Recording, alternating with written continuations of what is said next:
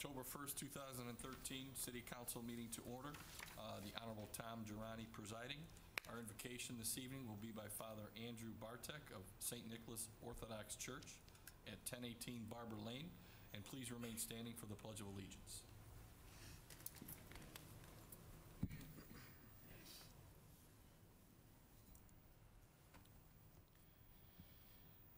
Let us pray. Merciful and almighty God, send to us a spirit of love to preside over us now and all of our concerns and deliberations for the welfare of this city. We thank you for all the blessings you continually give to us and pray that, obedient to your commandments, we may advance together and prosper in the days and months ahead.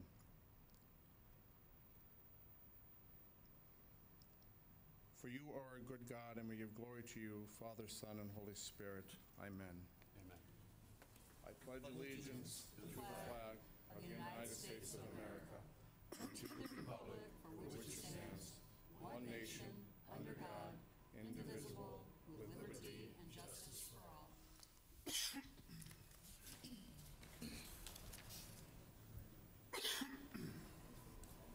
you, Father. Thank you. Thank you, Father. Thank you.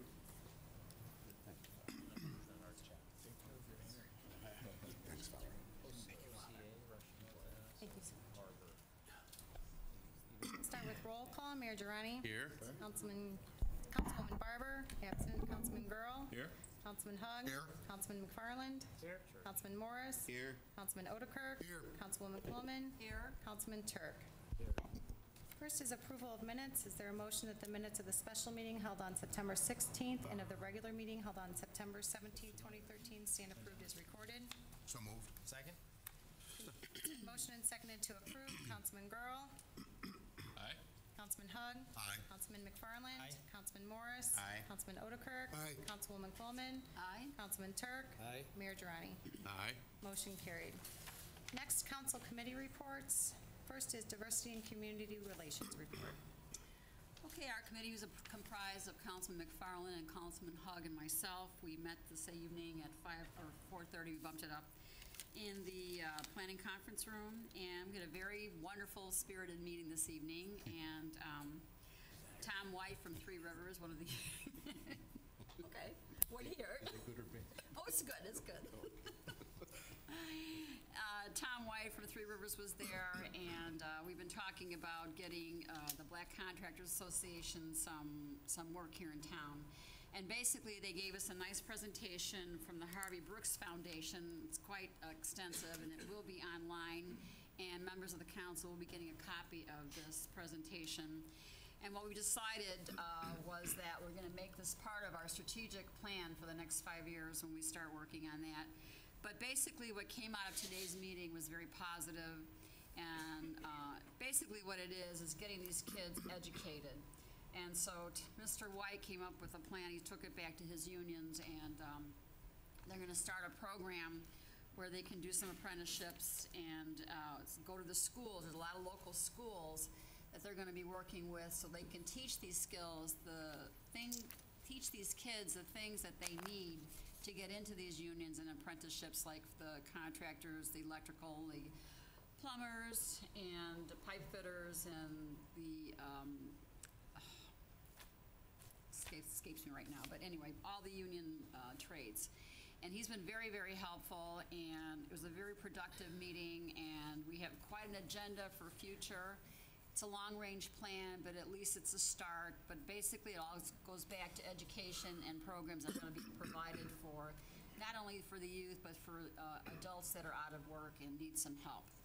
And so we left it at that, and they're going to get back to us after they have their first meetings with some of the schools. And also we suggested, instead of just coming to just the city, we need to partner with everyone. When we did the quality of life district for District 4 and 5, we were going to partner with the chamber and with local businesses and with the county.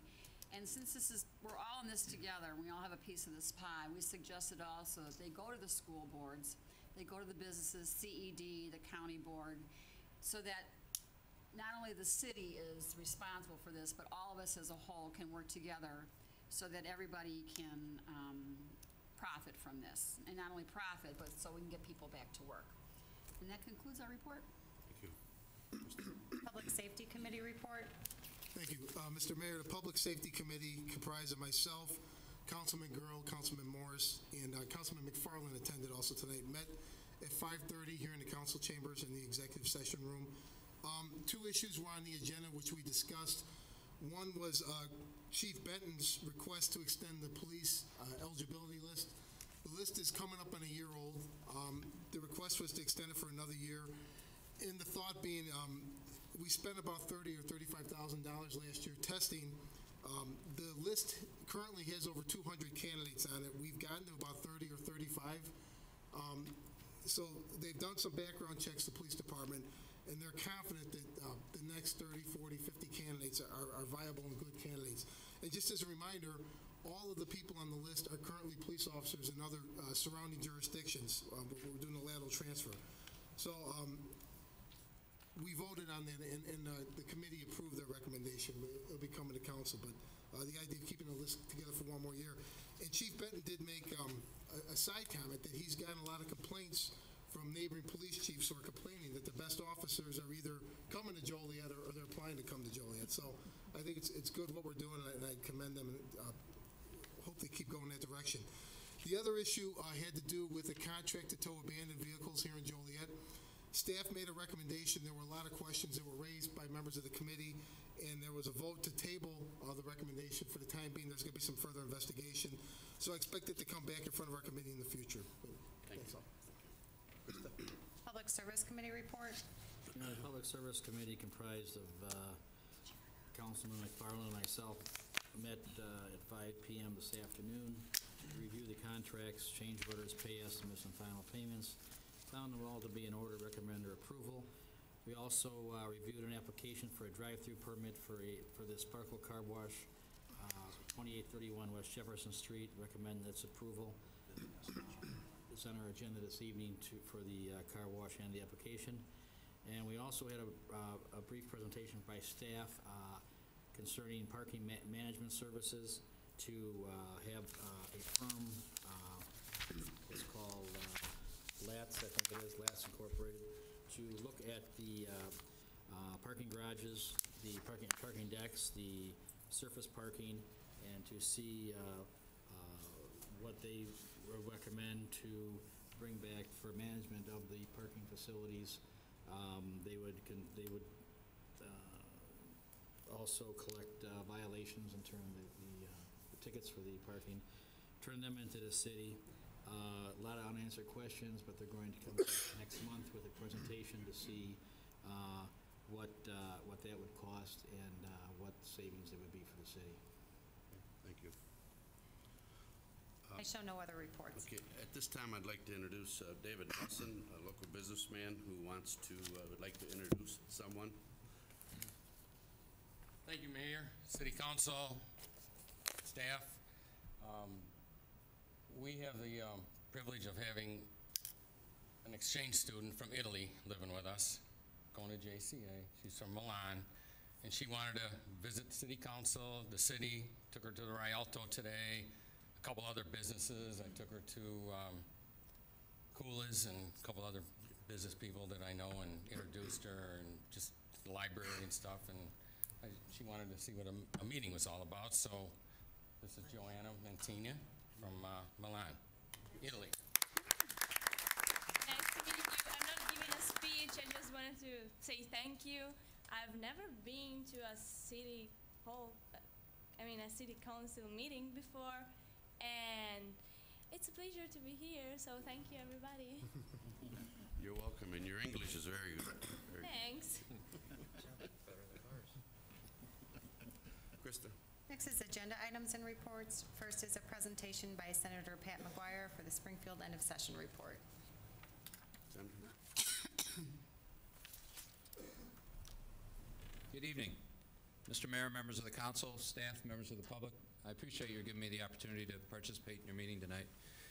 I was certainly cheered last Thursday to attend the board cutting at Home Depot's new distribution center, Mammoth Distribution Center down in the Joliet Intermodal, which brings about 300 jobs good jobs, as Mayor Girani would describe them, not temp jobs, but jobs with good pay and benefits to our area that shows Joliet capitalizing on its strength and attracting investment and jobs. However, that good news is tempered by what we read in the Herald News this morning about Caterpillar, another round of layoffs occurring out there, and union employment at that plant perhaps dipping below 200. So I'm here to say I want to work with you. I know that attracting jobs which enable families to reach the middle class and stay there is always on the top of your mind and mine.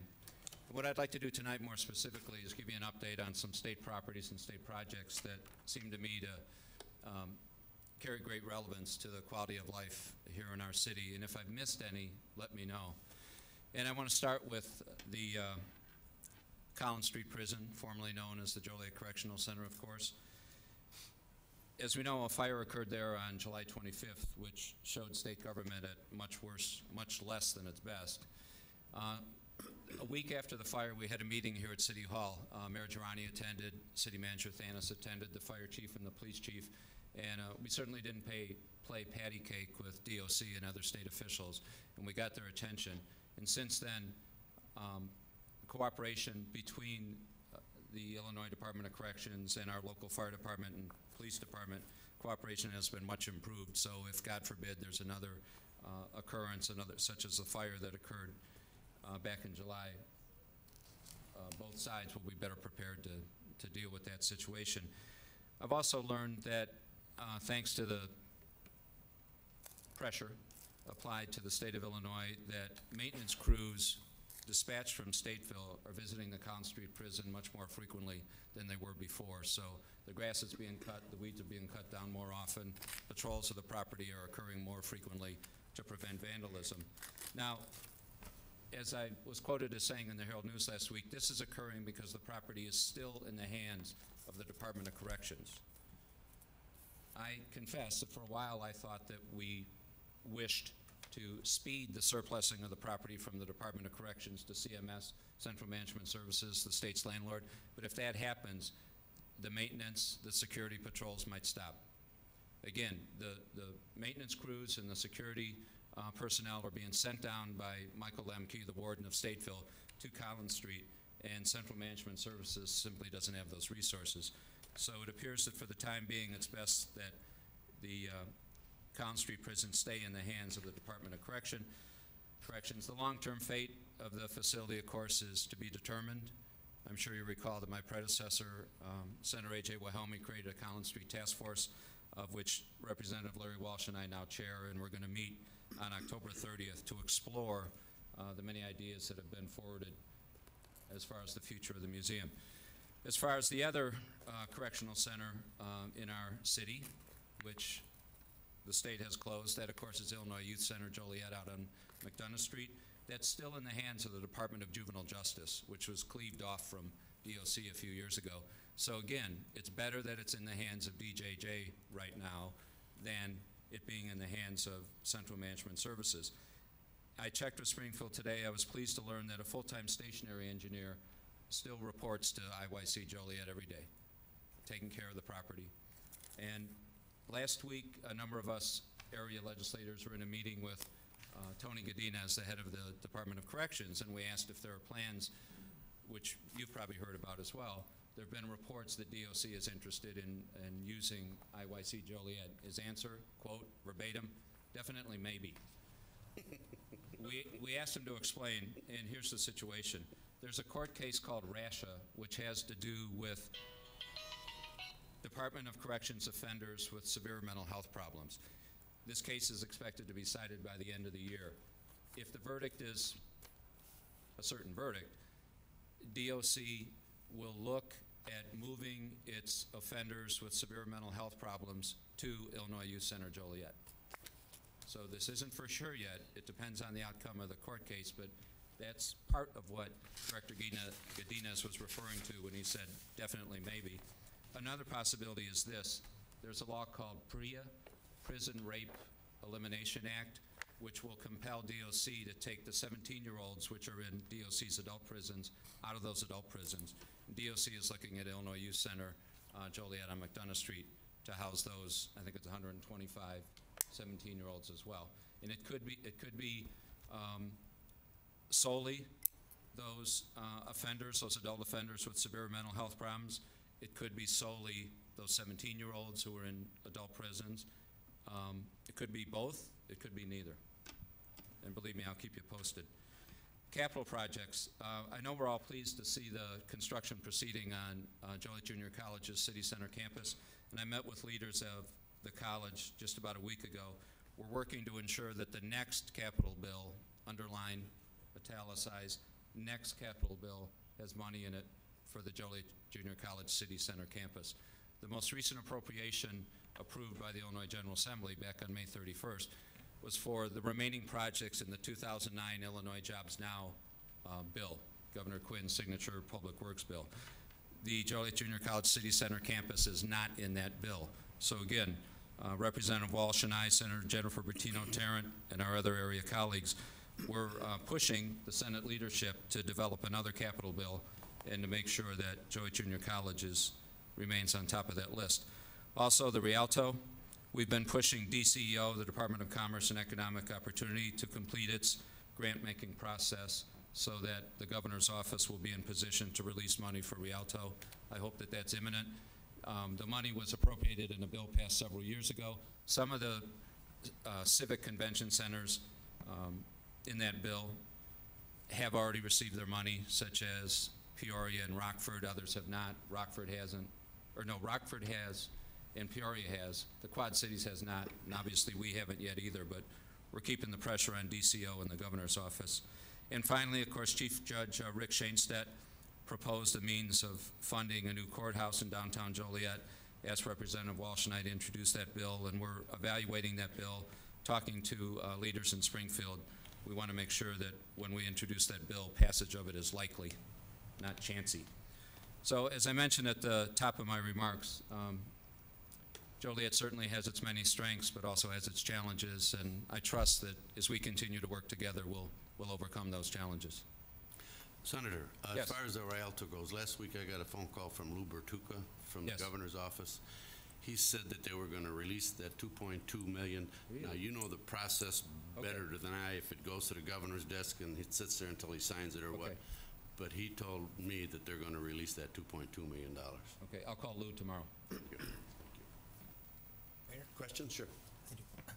Senator, Yes. thank you for your report. Very informative, and it's great we're televised for the public to hear kind of what's going on, because there's been a lot of talk and dialogue since the fire at the Collins Street prison. Right. My question, and I agree with you to an extent, that it's best to keep it in DOC so they basically maintain the property. Yes. I've been told by city staff and from folks that there's developers that have an interest in acquiring the property.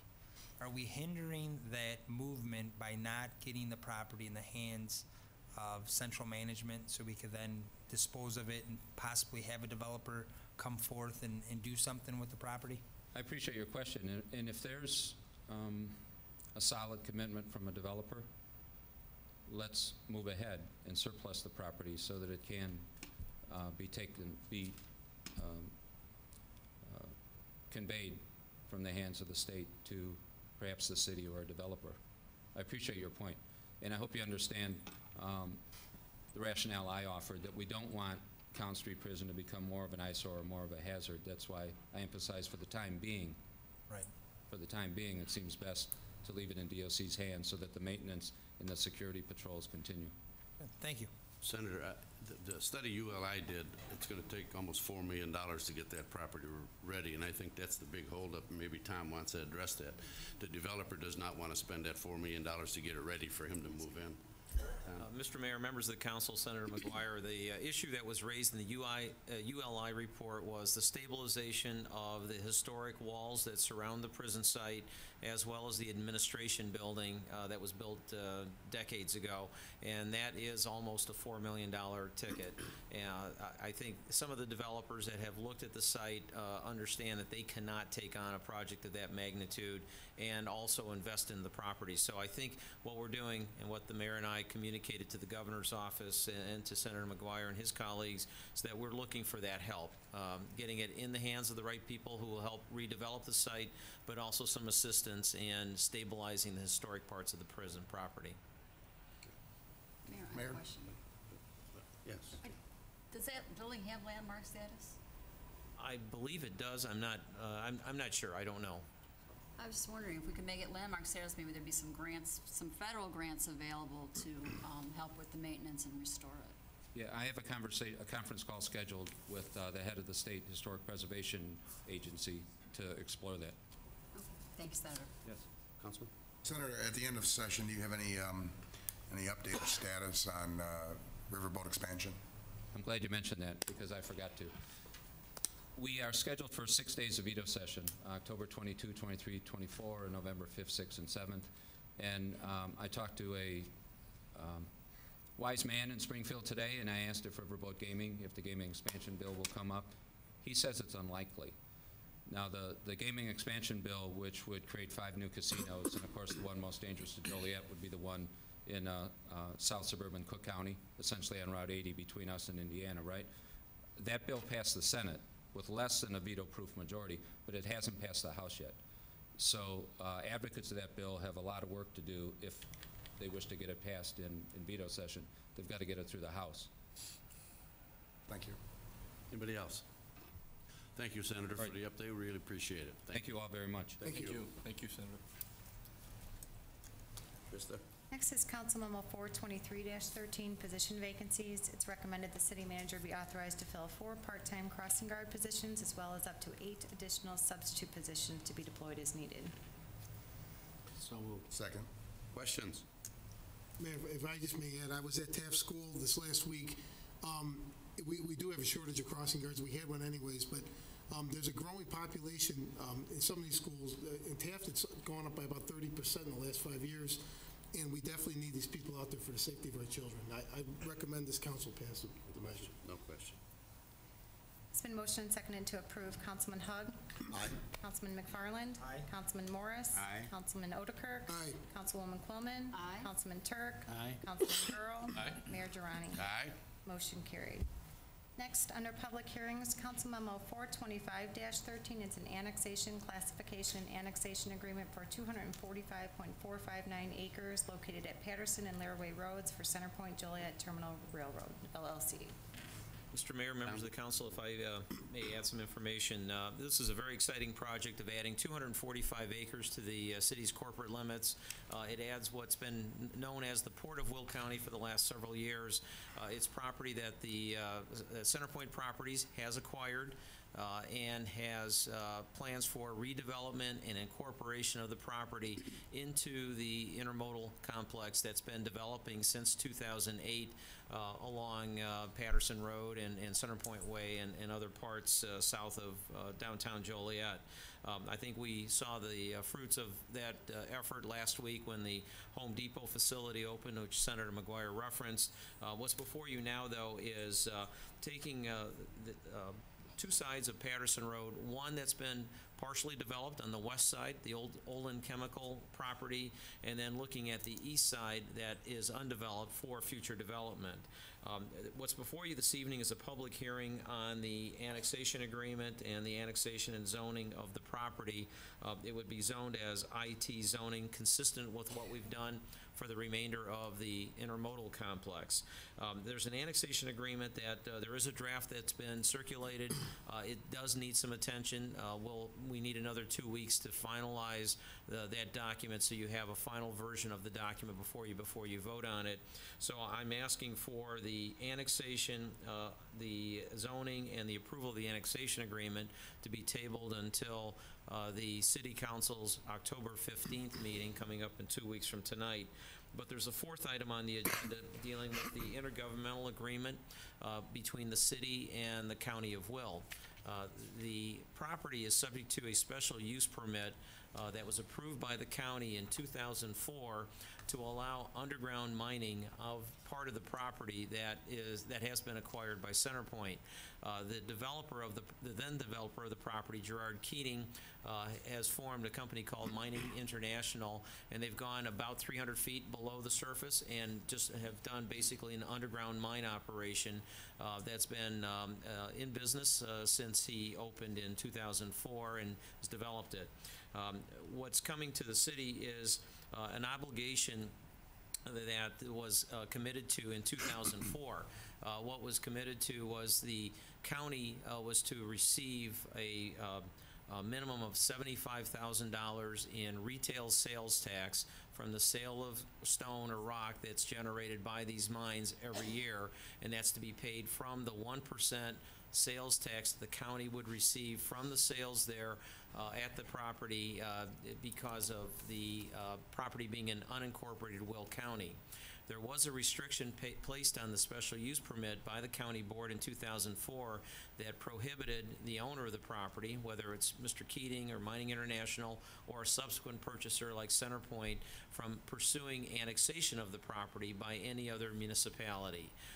What we have negotiated with the county is to release that restriction on annexation, allow us to proceed with the annexation in 2 weeks, but also assure the county that it will receive its revenue stream for the next 11 years. The special use permit that was approved was a 20-year agreement, started in 2004. There are 11 years to go, and the $75,000 that has been guaranteed, or a minimum of 75, comes from sales that are at the property. If the sales don't add up to $75,000, then Mining International is obligated to pay the balance of it, so the county does receive $75,000. The intergovernmental agreement before you this evening incorporates the special use permit, and that if the property is annexed, the prohibition on the annexation is removed, but the county will continue to receive its $75,000 until the expiration of that 20-year commitment. That money will come from the sales that are generated, the sales tax revenue collected at the site. If there is a shortfall, then Mining International will be required to pay the balance to the city, and then we pay that to the county. We're basically guaranteeing that revenue stream to the county for the remaining 11 years. After that 11 years ends, then it's open for the city to receive that extra 1% in sales tax. We also have our 1 3/4% sales tax, our home rule sales tax, that we'll start receiving as soon as it's annexed and there's sales that'll take place. That'll be new revenue to the city. We're pleased with the proposal. It gives us a chance to clear the path to incorporate water into our intermodal system. We are the world's largest inland port, but now we'll have a connection of the world's largest inland port to the waterway that connects Lake Michigan to the Mississippi River, and that's good for both imports and exports, bringing goods and products into the port and getting them over to the Union Pacific facility, and same thing where goods and product come from the Far East or other points, and then we can offload and get it barged to other points in the Midwest. What I'd recommend for you to do would be to table the public hearing portion of this until the 15th, also the annexation, the zoning, and the annexation agreement, but take action this evening on the intergovernmental agreement. The county board did approve the agreement at its meeting on September 19th. It's a fairly straightforward agreement that incorporates the special use permit into the city and allows the original agreement to continue on. Kevin Breslin, who's been a longtime attorney for CenterPoint's present to answer any questions you have. Eric Gilbert, who we've dealt with since the inception of the project, is also present to answer any questions that you may have. My recommendation is to proceed with the intergovernmental agreement this evening and table the remaining matters. Question, Tom, how close are we to wrapping this up? I know we've had it before us a few times. And very close. There are a couple of issues, and it's not that it's a matter of dispute, it's just a matter of getting the right provisions in the agreement. It's a fairly complex agreement because we've got multiple things going on. On the west side of Patterson Road, there are 9 or 10 existing businesses that will be coming into the city. Good, solid businesses. We're thrilled to have them come in, and they've created a lot of jobs. So, and there's an opportunity to expand those businesses and some development there. Underneath the surface, 280 feet or lower, we've got the mining operation going on, and we want to make sure we address that. And then we've got the new development on the east side of Patterson Road that will be addressed.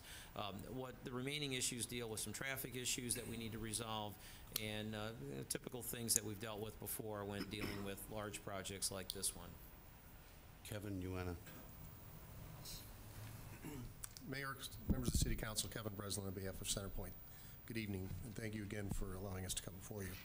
I would concur with what Tom said about the annexation agreement. I think we're marching forward.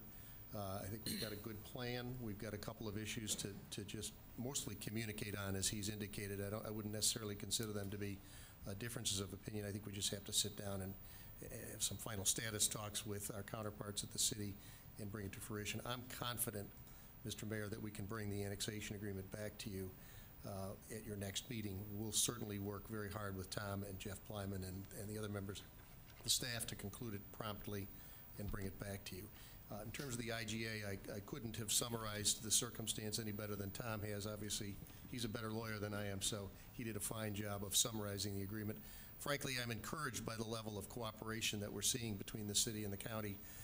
I've been practicing law in Will County many, many years now, and frankly, I think this is a testament to some real progress in that relationship.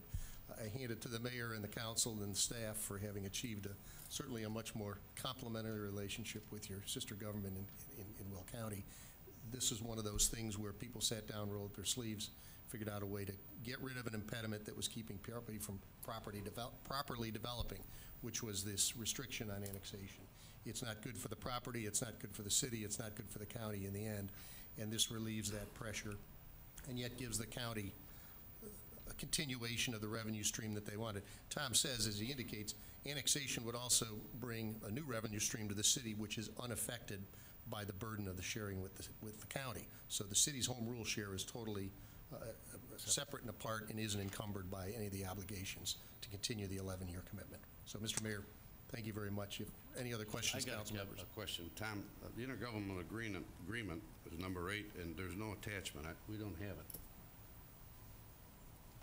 Maybe I don't. Anybody else? I don't have it either. I don't have it either, Mayor. Okay. That's what we're talking about, aren't you, the number 8? Yes. From what I'm looking at. Yeah, do you see which one it is, Jeff? I'm sorry, Mr. Mayor, if you could point me where you're looking. Underneath what we're talking about, Council Member 42513, number 8, resolution approving an intergovernmental cooperation agreement between the City of Joliet and the County of Will. And when I click on, there's no attachment. We don't see it. The intergovernmental agreement itself? Correct. He's on iLegislate. Yeah. It's probably, Okay. Yeah, we're looking at the hard copy right now, and I think it may not have transposed to the iLegislate function of your iPad.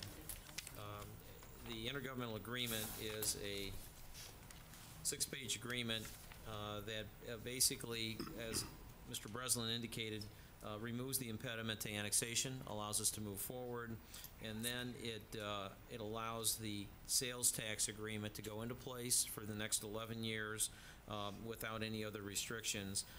The annexation agreement will deal with some of the mining operations. The mining operation is actually regulated by state and federal agencies. Obviously, they'll have to continue complying there. We're working with them on some dust control measures and a few more localized things, but that's basically it. But the agreement is straightforward, and I'm not sure Krista did it come up. I think it's in the big packet. It wasn't separated out. I see. So it's, yeah, you'd have to scroll. The main title. It's actually, if you look at the main ordinance, the IGA is actually in the body of that. Okay, 425. Yeah. I can. Click on the attachment. Yes. You have to scroll. You have to scroll down because it's a large file. It's at the beginning or at the end, John? It's The beginning. 254. It's the beginning of it. Click on that and then scroll down about one page and you'll see intergovernmental agreement with the County of Will. Right. Is that what it is? 425? Yeah. Yes. I'm sorry. Yes. Yeah. The very first one? Yep. 42513. And you scroll down one page and it's there. Right. No. Oh. What page number? 425. No. It's actually in page 2 of 142. Thank you. Yeah. Councilman Otokirk, I have a hard copy. I have it. I'll take it, Krista. Mine's taking forever. Excuse me, Mayor. Yes. If I may. Tom, if I could just ask a question.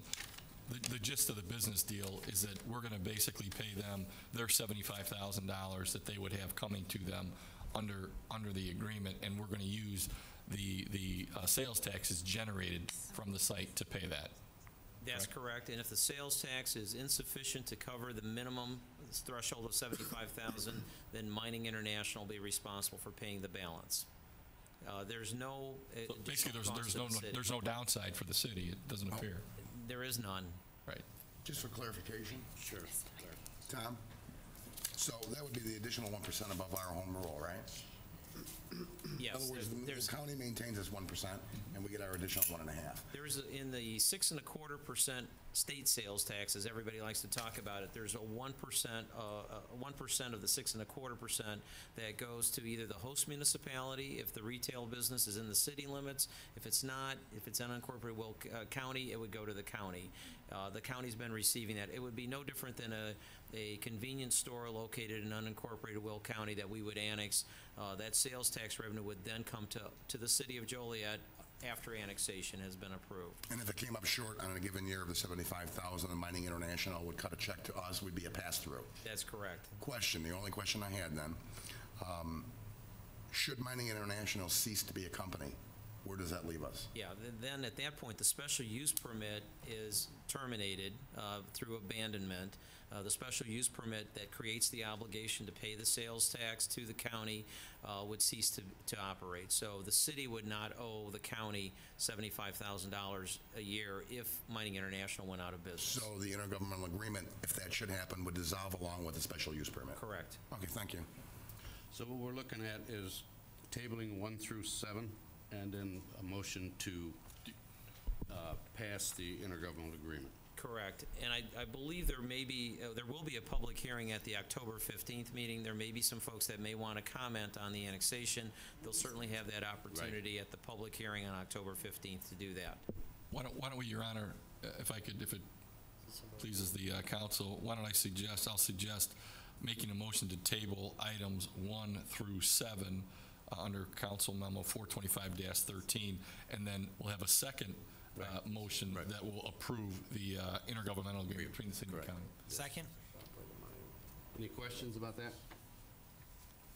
Krista? It's in motion and seconded that items 1 through 7 under Council Memo 425-13 be tabled to the October 15th, 2013 council meeting. Councilman McFarland? Aye. Councilman Morris? Aye. Councilman Otterkirk? Aye. Councilwoman Coleman? Aye, the table. Councilman Turk? Aye. Councilman Girl? Aye. Councilman Hug? Aye. Mayor Durrani? Aye. Motion carried. Then, Mayor, I will make a motion to approve item or number 8 under Council Memo 425-13, which is the intergovernmental agreement between the city of Joliet and the county of Will. Second? Questions? Yes, I have a question. Sure. On page 4 and 3 and 4, there's it says here at the top of page 3 that the city shall pay to the county no less than $75,000 per year. And then on page 4, it says, representing the parties, it says that we're responsible if we don't make up the difference. Is that correct? Am I reading that right? In other words, if it doesn't make up the $75,000, we're responsible for making up the difference. The city will have an agreement with Mining International or whoever operates the mine to pay the difference between what the retail sales tax generates, and let's assume it's $20,000. Therefore, $55,000 needs to be paid. That responsibility will be on Mining International to pay that, and our job will be to make sure it gets paid. So that will be our obligation. We will have an agreement with Mining International that will develop a process for being able to collect that remaining $55,000 from Mining International so we can pay that to the county.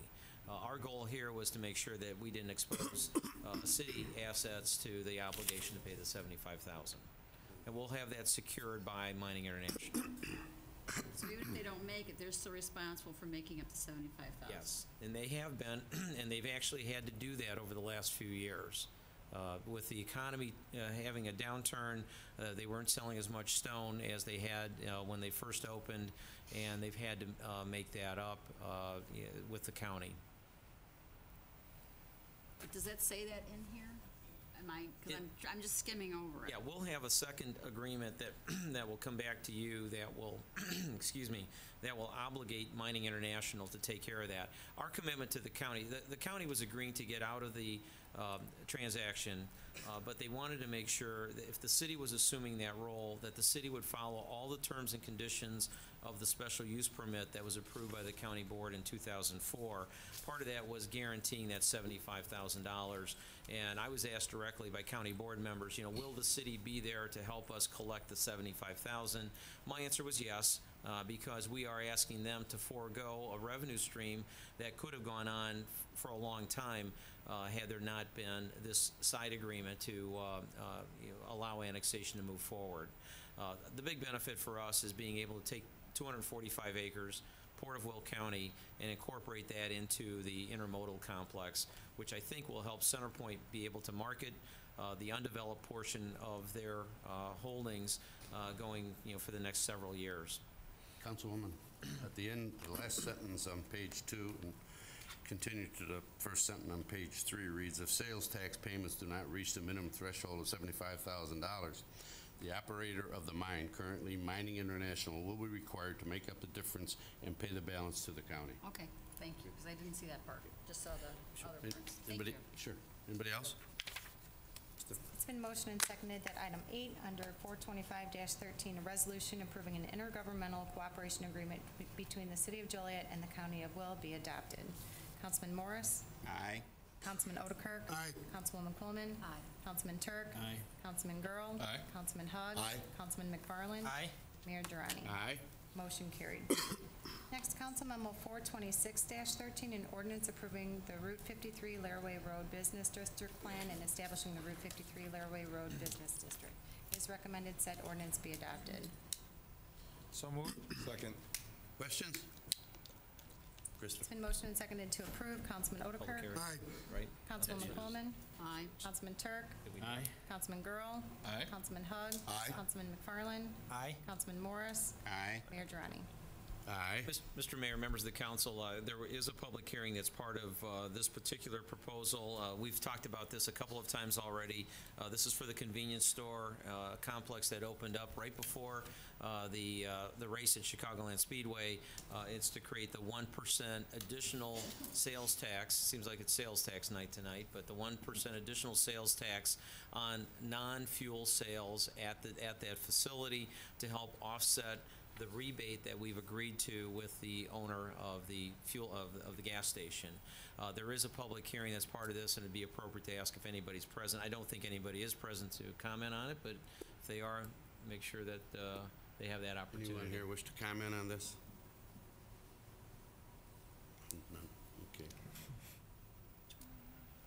Next is under ordinances and resolutions, Council Memo 428-13, an ordinance approving the preliminary plat of Jeff Cat LLC re-subdivision, an ordinance approving the final plat of Jeff Cat LLC re-subdivision, and an ordinance approving the recording plat of Jeff Cat LLC re-subdivision. It is recommended said ordinances be adopted. Tom, you want to? Mr. Mayor and members of the council, on the screen, you'll see, and I think the folks at home can see this also, it's a large parcel of property on Jefferson Street, right where Caterpillar Drive tees into Jefferson Street. It's the former Dodge site, and the picture actually shows the building still being there. The reality is the building's been long gone. It was leveled last year, and it's been heavily marketed by a local realtor from Coldwell Banker Honig Bell. There's been a developer who's approached the city. The actual name of the limited liability company is Jeff Cat, but the principal is Mr. Jerry Cairo, who's been working with the staff, Jim Haller specifically, on coming up with a land plan for this large parcel in a key location on Jefferson. And Mr. Cairo's been able to secure a commitment for the opening of a Panera Bread standalone store, as well as a Chipotle food, and the one that's opened at the Louis Joliet Mall last year has been incredibly successful and has done very, very well compared with a lot of their other stores. The Aldi's that now sits on the southwest corner of Jefferson and Larkin will be relocated to this site for a third building, and then there will be a fourth pad that will be created for for future development has not been identified yet. The staff's been very pleased with Mr. Cairo and the effort that he's made to bring some quality development to Jefferson Street.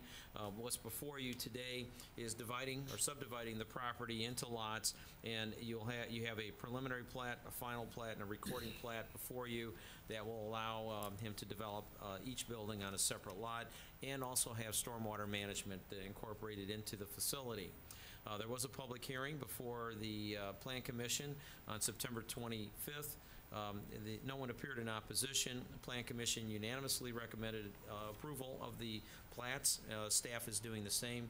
I'm not sure if there's anybody present this evening to answer any questions. I think they were present. Jerry's here? Okay. I didn't see him. So if you have any, there he is, and if you have any questions, I'm sure he'd be happy to answer them. Anyone have any questions? Your Honor, just one comment, Your Honor. I think this is a great project. I think it takes a piece of property that could have been sitting for a long time on Jefferson Street and redevelops it.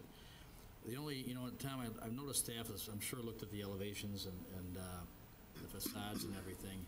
And, many times,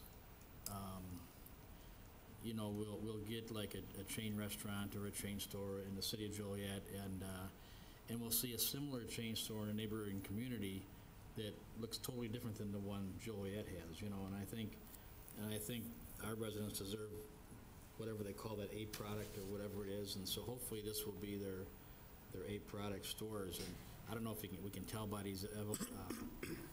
There's one here in the Aldi, looks pretty good, but it's hard to tell. I'm sure Jim and yourselves have looked at this, but I would just like to emphasize that we want what our neighboring communities are getting as far as quality and aesthetics and things like that. Mr. I totally support the project. I think it's great. Mr. Cairo, you want to address that? Please. Why don't you step up here, sir?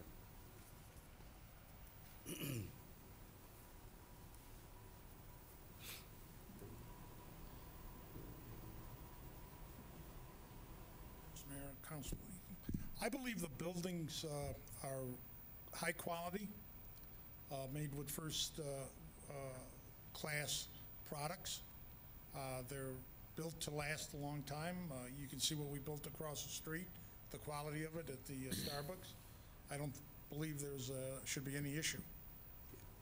Great. No, that's the development across the street is very, very good. So. The Starbucks. Right. And, thank you. Okay, thanks. Sure. Anyone else? I just have a couple, just to kind of piggyback on what Mike said, same sentiments. But if you notice a little bit to the, it would be the west of the property that we're talking about, can staff come back with some type of incentivizing package to get them to kind of bring their standards up and their facades so it looks as nice as this brand new development that's going in? I noticed we plug in these great developments right next to some buildings that are not the best looking buildings. And if we could do something as a city to incentivize these folks to take their facades and bring them up to the standards that we want, as you're talking about, Councilman Dirk, I think we need to do that. And I think that this is a great shot in the arm for that corner that's been so blighted for years. So I don't know if staff can develop something like that, maybe something with the Economic Development Committee that the council has. But we need to do something to incentivize the neighbors of this nice development that's going to go in this property. Mayor? Jeff? Tom, and maybe I missed it, but maybe I'm just asking for clarification. What will happen with the old Aldi's building? Yeah, I think that is a problem when you have a relocation. I think we saw one recently with Friacco's leaving Essington, moving out to 59. Good news is that building got filled fairly quickly. We'll be working with the owner of that property, trying to find another use. I think part of the difficulty there is that building is set back, not good visibility from Jefferson or Larkin, so it's a little harder to redevelop. It's going to be an empty store for a while, but again, it's something that we have to work with the owner to try to market it and find another user for it. So we'll keep an eye on it should it go dark? We will, and I think we discussed this a few weeks ago with the Cub Foods store. Very difficult for some of these properties to find redevelopment opportunities. We have another project coming in on Jefferson Street very soon, across from Bill Jacobs, that we've been working on for a few months, and I think you'll see a very, very nice product there. So good things are happening.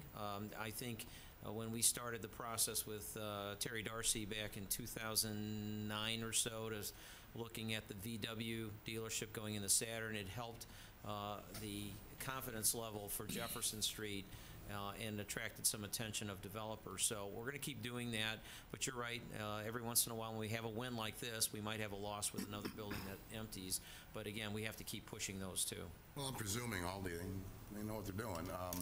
I'm sure they're not getting as much walk-in as they will get from this prime, more prime spot, like you say, right off of Jefferson. You're all right, it's tucked away. So you have to know it's there. So I was just curious and wanted to clarify. We don't have any prospects for that empty Aldi's once it does move, but we do have a year or so to work on that. Thanks. Anyone else?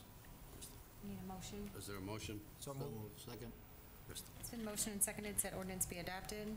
Councilwoman Coleman? Aye. Councilman Turk? Aye. Councilman Girl? Aye. Councilman Hug? Aye. Councilman McFarland? Aye. Councilman Morris? Aye. Councilman Otterkirk? Aye. Mayor Durrani? Aye. Motion carried. Council Memo 429-13, an ordinance approving a special use permit to allow an automatic car wash facility located at 2831 West Jefferson Street. It is recommended said ordinances be adopted. So moved, Your Honor. Second? Tom, is this the lot that Heroes West was going to go into originally, and then they... And Mr. Hansen's present to answer questions on it, but I think it's the lot by First Midwest Bank. Yes, Your Honor. Mike Hanson, on behalf of Black Swan Realty, the proposed owner of the property. That is the exact same lot we're talking about. We've worked very hard with our neighbors, First Midwest Bank, Terry Darcy, and the neighbors behind to make this a very compatible and very nice use. I think all of you have seen the renderings and the elevations there. Just one comment and one amendment. We already have existing detention in the back. And so we won't be adding another pond to the back. And in the conditions of the special use permit, the standard conditions, to make us more compatible with our neighboring car washes in the area, we don't know exactly what our hours of operation will be, but we'd like it to be 7 a.m. to 9 p.m. Most likely they'll end up being 8 to 8, but it says 8 to 8, and we'd like it to reflect a possible 7 a.m. to 9 p.m. Special use permit. Thank you. Is there a motion? So moved. Second. Questions? It's been motioned and seconded to approve. Wait a minute. Mr. Mayor, members of the council, we'll assume that's with the request from Mr. Hansen to amend the hours from 7 a.m. to 9 He wants p.m. 7 to 9. Is that, to understand that? We already had a motion a second, so I withdraw my second and then amend Mike's motion. Fine. Amend your motion from instead of 8 to 8, 7 to 9? With a change in hours, right? Okay, I'll second it. okay. It's been motioned and seconded to approve such ordinance with it reflecting a 7 a.m. to 9 p.m. time frame. Councilman Turk? Aye. Councilman Girl? Aye. Councilman Hug? Aye. Councilman McFarland? Aye. Councilman Morris? Aye. Councilman Otterkirk? Aye. Councilwoman Coleman? Surrounding area people don't mind the 7 to 9 hours. Have we talked to them? Did you say? Yeah, we talked to everyone about that, and there are no problems from any of the 7 to people 9. around there. Correct. I'll vote aye. Mayor Durrani? Aye. Motion carried. Council Memo 430-13, an ordinance approving a special use permit to allow a used car dealership for up to 10 vehicles located at 1003 South Chicago Street. It's recommended said ordinance be adopted. Tom? Mr. Mayor, members of the council, you may recall that there was a zoning change request that came before you a few weeks ago to change the classification of this property from R2 to I1. That was approved. Now what's before you is a request to allow a used car dealership to operate from that property. And again, I'm sorry, I don't recall your name. Good evening, Constance Waterworth, 1001 South Chicago Street, Joliet. City Council, thank you for having me here. Right now, we are at the excavating of the lot that we're going to be paving out there. I've also put in a request for, or registered for a request for some tree removal on the city's parkway that's right in front of the property, which would be obstructing the inventory and our sign. So that's been done. I'm just waiting to hear back from them, so we could maybe schedule whatever they're gonna do. It is buckling up of a sewer cap there, the tree that is in that parkway, so there is reason for removal of it. Where's it, South Chicago City Town? Is this over by the Milano Bakery there? I'm trying to. It's actually further south, south of south? 80. South of right, 80? Okay. By the closed quarry, that's now the CDD. We're north of the Okay, now I know. quarry, Okay, between Doris and Mills. okay, I get it. I'll move to approve. Second. Are you done, ma'am? Through? I am. I just wanted to let you know where we were at. Okay, all right. Any questions? You got a motion and second? I have a question. Sure. In your proposal, it says these cars are 10 to 18 years old. That's what they told us we could have. Who's they? 8 to, well, you guys. Well, I didn't tell you that. Well, somebody did from the village. That's what that's in the. I think there was the question is on the age of the cars that you'll be selling. How old will those cars be? Well, you know, probably 8 to 10 years old, you know, I mean, for the most part. I mean. Here it says, vehicles offered will be 8 to 18 years old. It says Right. here. So 8 to 10, probably. I don't think it'll go as high as 18 years old. You know, And I how mean, do we you want them finance to these be. vehicles? I'm sorry? How do you finance these vehicles? How are we financing? Yeah. Are we financing there? Well, when someone comes to buy a car and they need financing, how is it financed? Well, we can do, not too many banks will finance a car 8 I years old. understand that. So what we'll do is probably a 90-day, same as cash. Give them 90 days to come up with no finance fee. And what if you don't offer loans or anything? At a higher percentage rate than normal No. people? No, we won't be doing that. So you let them have the vehicle for 90 days, and what if they don't come back? Well, no, well, they'll have to put a deposit down for it. And then I'll give them, you know, if they want to come, we'll give them 90 days to come up with the full amount of the car, but they have to put something down. Okay, and you have a lot right now in Blue Island? Yes, ma'am. And how many cars do you have there? There's, we have an unlimited license, but there's about 20 cars. Mayor? Yes, sir. Wait a minute. Jan, are you through, Councilwoman? Well, I just have a problem with the used car lot with that old vehicle right there at an entrance right into the city, right, running right into Chicago Street. When, you know, I voted against the one in the corner at Center and Jefferson because, I mean, it's nowhere near that property, but 10 cars, used cars, I mean, it just sends a bad message when you come in the city. I just don't like it. Well, it's a nice area for that type of business. There's a lot of traffic. I echo Councilwoman Barbara Thanks, baby. Quillman's comments. I mean, we sat here about a month ago with a beautiful presentation about Route 66 corridor and trying to get people to come up Route 53 and the beautification and the big bridge and the landmarks. And that is a gateway to what I call a cash cow, the Speedway. And we want folks coming off the highway to see a used car lot on the right-hand sign with very little buffer between 53 and where the actual lot's going to be. I personally cannot support this. It kind of goes against what we've been trying to do with these gateways.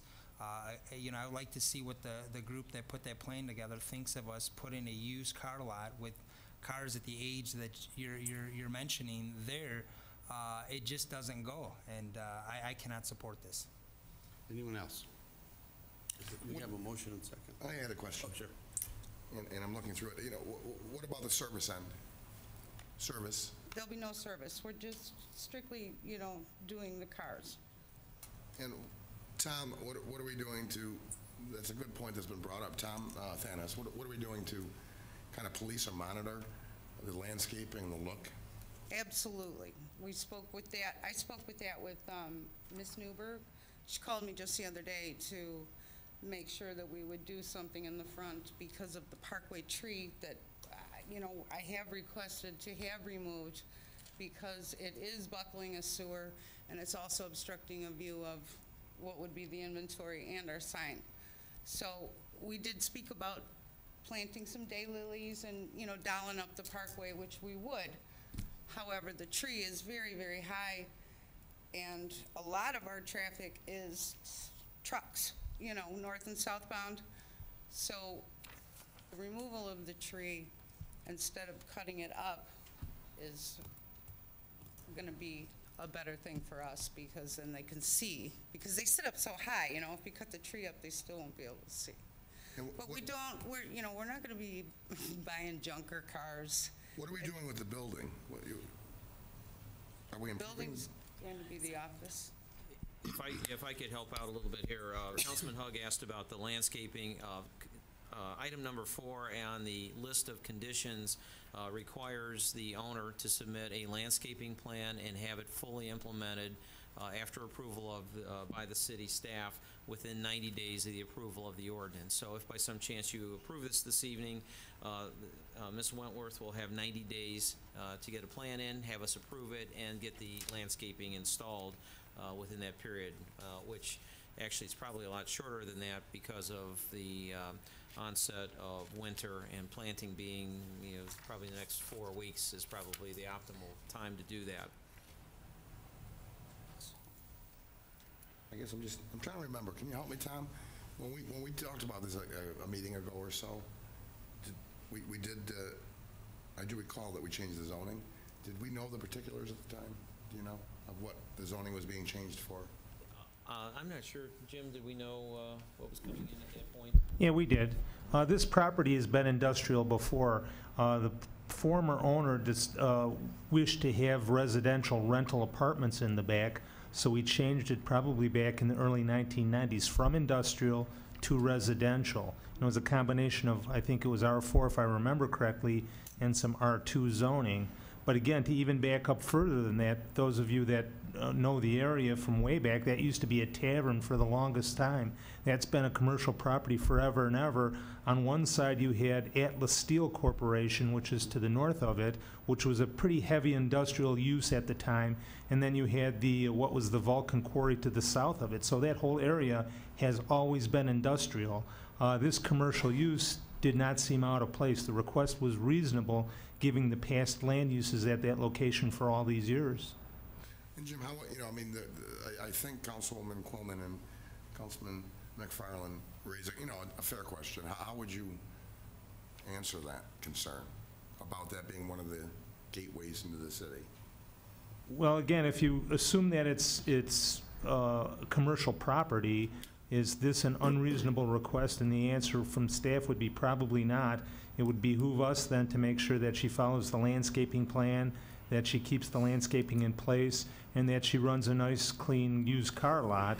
There's probably nothing wrong with a good quality used car lot.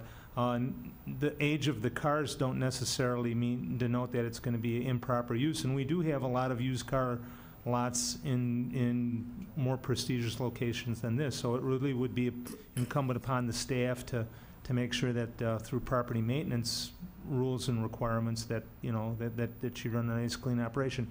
And she'll want to do that because when she puts her best foot forward, she's going to sell more cars. That is our intention. Anyone else? It's been motioned and seconded to approve. Councilman Girl? Aye. Councilman Hug? Aye. Councilman McFarland? No. Councilman Morris? Aye. Councilman Otterkirk? Aye. Councilwoman Quillman? I just have to comment, just because it's something else, why are we just settling? I mean, it seems like, you say it was commercial, then it was residential, and it's okay because now we can do this, and just to get something in there. It seems to me like we're just settling, and we're trying to improve our city, improve our gateway, and we just don't need another used car lot, in my opinion. I just can't support this, and I'm voting no. Councilman Turk? Aye. Mayor Girani? Councilman Morris, whose district this is, has no problem with this. Therefore, I vote aye. Motion carried. Thank you. Thank you. Council Memo 431-13 is next. It's an ordinance approving a variation of use to allow a liquid natural gas diesel fueling center for fleet trucks located at northeast corner Centerpoint Way and Vetter Road. It is recommended said ordinance be adopted. So moved. Second? Questions? I do, Mayor. Go ahead. It was, I had a inquiry from a resident slash business owner. Does the city, we have a gas tax on actual gasoline and diesel. Does the city have any tax or revenue stream from this type of fuel? Yes, it's our interpretation that the fuel tax, which is a 1%, a 1 cent per gallon tax, will apply to transactions at a liquid natural gas pumping station or an LNG station. There will be an ordinance amendment that'll come before you because there's a conversion rate of, I believe it's 1.7 to 1 on the conversion from LNG to diesel fuel equivalent. So we need to have a level playing field on that 1 cent tax. That 1 cent per gallon tax was implemented probably 25 to 27 years ago, and it was capped at, and I think it was 50 cents. I think it was the first 50 gallons would be subject to the 1 cent per gallon tax, and then after that there would be no tax. The transaction, though, will be subject to the retail sales tax, to revisit that topic tonight. So the 1% retail sales tax that we discussed earlier with the IGA with the county, that will attach to these sales at the new facility, along with the 1 3/4% home rule sales tax.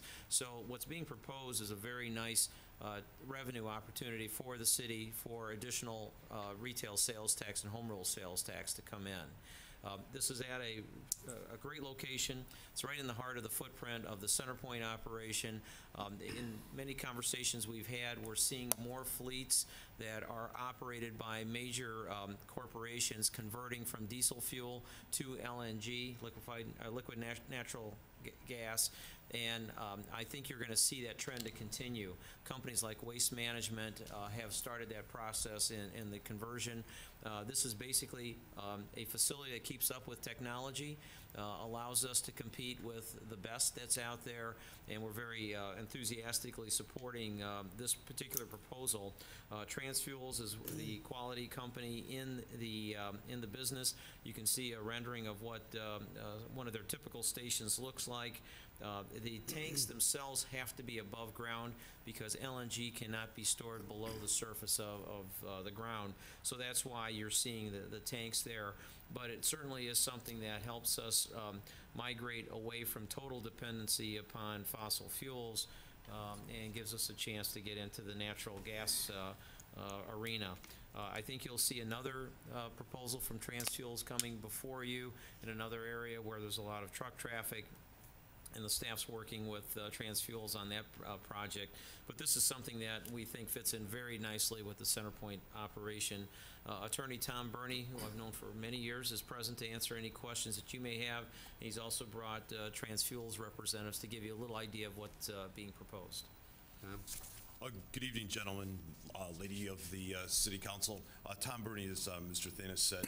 We're very excited about this opportunity. We appeared before the Zoning Board of Appeals last week or the week before, received a 4-0 positive recommendation. We're here for a variation in use, which is enumerated as the kind of relief we can request in this IT district. We're going to be a tenant on this ground from Centerpoint. We'll be following up very shortly. We're working on the design plans with Centerpoint as far as the detention basins and the improvement of Vetter Road. We heard at the Zoning Board of Appeals some concerns by some of the neighbors who live in the unincorporated area to the north on Vetter. We have our traffic engineer here.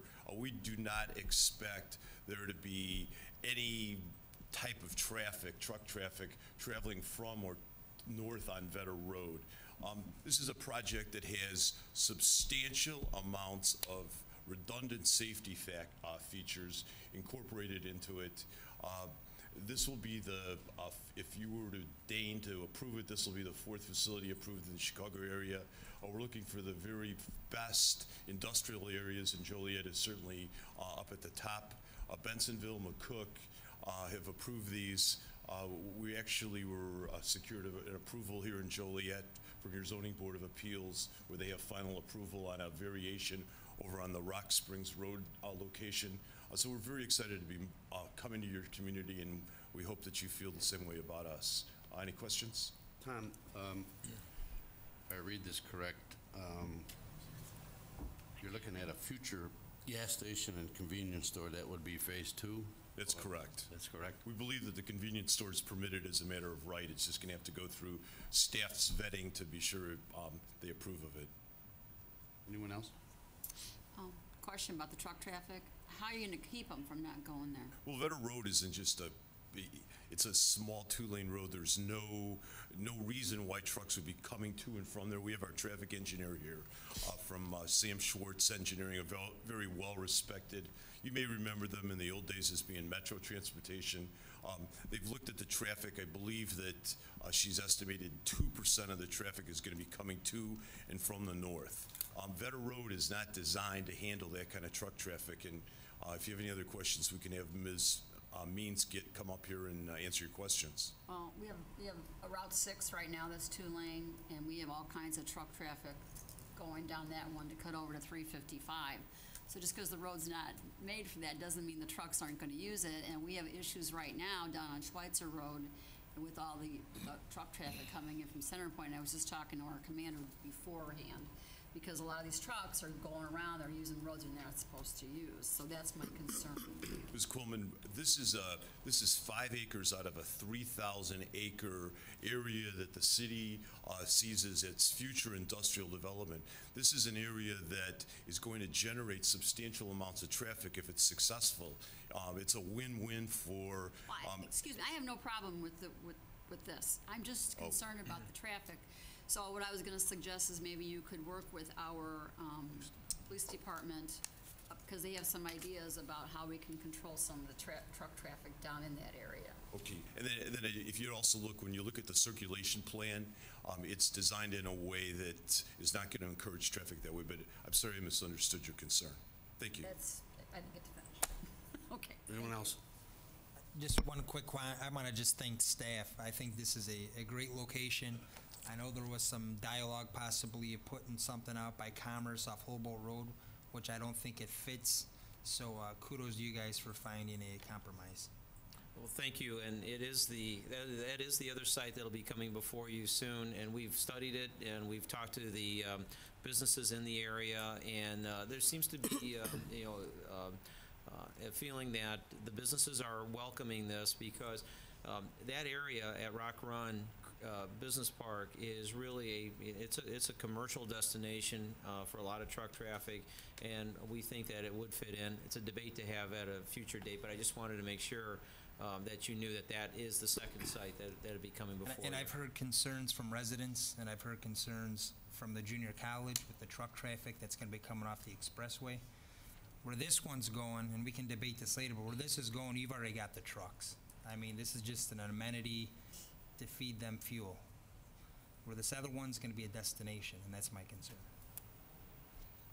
Is there a motion? It's been motioned and seconded that said ordinance be adopted. We want to thank staff for working with us on this. They've made it, given us the path to move forward. So thank you, and they've been encouraging about it, and I think this is going to be great for all of us. So thank you. Thank you for investing in Joliet. You're welcome. Councilman Hug? Who am I to stand in your way? If you think you can take a truck stop and put it in the middle of intermodal, really? I'm just joking, sorry. I hope you didn't pay the market research too much money, because this is a no-brainer. Great work from the staff. It answers a lot of different things economically with the intermodal, with our industrial, and it's green. It's based on green, so thank you. Aye. Councilman McFarland? Aye. Councilman Morris? Aye. Councilman Otterkirk? Aye. Councilwoman Coleman? I don't know if you know this, but we are a cool city because of our greenness, so I vote aye as well. Thank you. Councilman Turk? Aye. Councilman Girl? Aye. Mayor Girani? Aye. Motion carried. Thank you. Thank you. Council Memo 432-13, an ordinance approving a variation of use to allow a used furniture store in an existing structure located at 832 North Center Street. It is recommended an ordinance revoking the variation of use be adopted. So moved. Is there a second?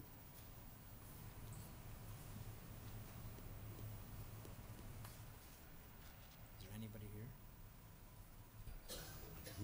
Anybody here to talk about this? Mr. Mayor, members of the council, so there's some clarity on this, and perhaps Jim Haller can help us with this, but this is actually asking you to revoke a variation or repeal a variation of use that was previously approved for this facility or this structure at 832 North Center Street. It's not approving a new one.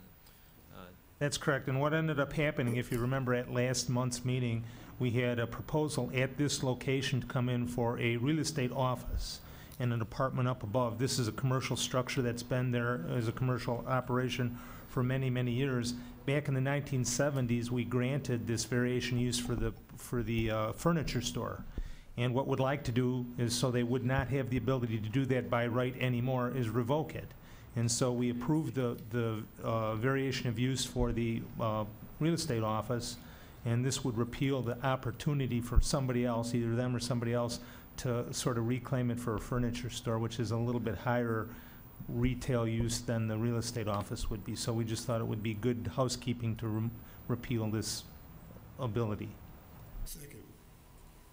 Questions? Thank you for the clarification. Yeah, thank you. Yeah, it's a little confusing, actually. Mr. Mayor, members of the council, ideally, this would have come with the original approval. Right. After thinking about it, we just wanted to make sure we put a nail in the coffin that this would not be a used furniture store someday without you having a chance to vote on it. So at the staff's recommendation, they asked me to bring it back to you. So in the future, we'll try to bring these to you as a package so you can vote on everything at once. Okay, thank you. Krista? It's in motion and seconded, the ordinance revoking the variation of use be adopted. Councilman McFarland? Aye. Councilman Morris? Aye. Councilman Otterkirk? Aye. Councilwoman Quillman? Okay, my question is, anything going in there now, a real estate office now, or is it just going to remain empty? Yeah, the real estate office gonna go was in there. approved, and that will move forward. We just wanted to clean this up, as Jim characterized it, housekeeping, to make sure that if the real estate office went out, that somebody didn't buy it and say, well, you approved a variation in 1970-something, we can put a used furniture store. I'll vote aye, thank you. Councilman Turk? Aye. Councilman Girl? Aye. Councilman Hug? Tom, please thank Mr. Cavalier, am I pronouncing it right? Yes. For cooperating to clean up this. This is, you know, Yes. housekeeping, so I vote aye. Mayor Durrani? Aye. Motion carried. Council Memo 433-13, an ordinance approving an honorary street naming program. It is recommended said ordinance be adopted. So moved. Tom? Oh. Maybe, if is there a second, we'll have Tom explain it. Second. Tom? Quick explanation, or Jeff?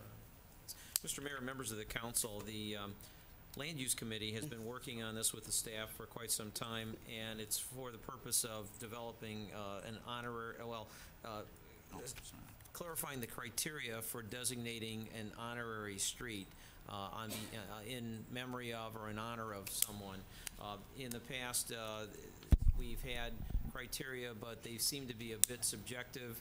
We started getting quite a few requests that didn't seem to fit within those criteria, but we needed a little bit more backing from the city council on being able to let people know this is what it takes to have a street designated as an honorary street on behalf of someone else. And what's before you is a proposal that will tighten the regulations. I believe there will be some that will be coming before you very soon.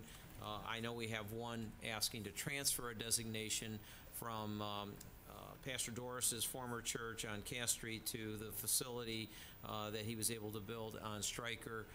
So those types of things will be coming before you now that this is before you. We're recommending approval of it. There is a motion. and second. Been motion and seconded said ordinance be adopted. Councilman Morris? Yeah, I vote aye, but I'd like to thank the staff for the time that they put into this to bring back the information for us at the Land Use Committee for making this a little more meaningful when the street is named after someone. Again, I vote aye. Councilman Otterkirk? Aye. Aye, excuse me. Councilwoman Quillman? Aye. Councilman Turk? Aye. Councilman Girl? Aye. Councilman Hug? Councilman McFarland? Aye. Mayor Durrani? Aye. Motion carried. Under Resolutions, Council Memo 435-13, a resolution approving an intergovernmental agreement for parking arrangements and parking lot land exchanges in downtown Joliet between the County of Will and the City of Joliet. It is recommended said resolution be adopted. Second. Questions? Yeah, quick question, Tom.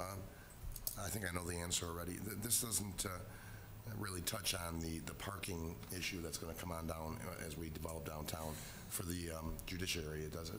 That's correct. What's before you this evening, Mr. Mayor and members of the council, is the first in a series of intergovernmental agreements between the City of Joliet and the County of Will. The one before you deals with all of the parking assets south of the railroad tracks. The parking lot that the city constructed at 63 South Ottawa Street, that parcel will be conveyed on a formal basis to the county in exchange for 2 parking lots that the county had. That's part of the footprint of the new multimodal transportation center project. So it's basically swapping parking lots for each other. Seems to have improved the parking situation for the county. They've got some room to grow there, to add some spaces, and for us, it gives us a big opportunity to create the 400-space parking lot that was already constructed. This is, again, this is probably more of a housekeeping thing, but it's formally authorizing us to proceed with the formal closings to transfer title. I think what Councilman Hug is talking about is moving north of the tracks, dealing with the Chicago Street right-of-way and some of the other parking issues, and I think you'll see some activity on that in the next 2 months, if not sooner. We've had several meetings with county officials and with Chief Judge Shainstead to try to address all of the issues that are on the table dealing with Chicago Street right-of-way and some of the new parking proposals that we've been reviewing. Thanks, Tom. It's been motioned and seconded, said resolution be adopted. Councilman Otterkirk? Aye. Councilwoman Coleman? Aye. Councilman Turk? Aye. Councilman Girl? Aye. Councilman Hug? Aye. Councilman McFarland? Aye. Councilman Morris? Aye. Mayor Durrani? Aye. Motion carried. Approval of regular current bills. Council Memo 437-13, regular payroll for August 23rd through September 5th, 2013, $3,104,487.51. It is recommended said regular payroll be approved. So moved. Second. Questions? Krista? Been motioned and seconded to approve. Councilwoman Coleman? Aye. Councilman Turk? Aye. Councilman Girl? Aye. Councilman Hug? Aye. Councilman McFarland? Aye. Councilman Morris? Aye. Councilman Otterkirk? Aye. Mayor Durrani? Aye. Motion carried. Bids and contracts, award of contracts. Council Memo 439-13, award of contract for Fairmont and Garvin Water Treatment Plant backwash, discharge pipe, and sewer modifications. Council Memo 440-13, award of contract for Black Road Water Treatment Plant backwash, discharge pipe, and sewer modifications. Council Memo 441-13, approve the emergency repair to the Black Road Lift Station. Council Memo 442-13, purchase water meters. Council Memo 443-13, purchase Census Smart Point radios for FixNet, FlexNet replacement. Council Memo 444-13, award a contract for the Caton Ridge South, Caton Ridge West, Clubland Subdivision Parkway Tree Planting Improvements 2013.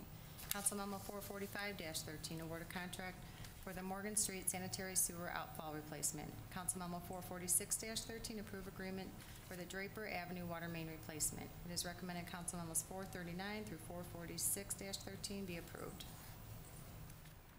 Your motion? So moved. Second. Questions? Krista? It's been motioned and seconded to approve. Councilman Turk? Aye. Councilman Girl? Aye. Councilman Hug? Aye. Councilman McFarland? Aye. Councilman Morris? Aye. Councilman Otterkirk? Aye. Councilwoman Coleman? Aye. Mayor Durrani? Aye. Motion carried. Amendments, change orders, and payments. Council Memo 449-13, approve payment for the emergency repair to the 6-inch water service and 4-inch natural gas main at the East Side wastewater treatment plant. Council Memo 450-13, approve payment for emergency sanitary sewer repairs. Council Memo 451-13, approve change order number 8 for the 2012 automatic meter reading installation project. Council Memo 452-13, approve change order number 1 and payment number 1 and final for the 2013 spoils hauling contract. It is recommended Council Memos 449 through 452-13 be approved. So moved. Second. Questions? Krista? It's been motioned and seconded to approve. Councilman Girl? Aye. Councilman Hug? I just wanted to point out one thing just briefly, too.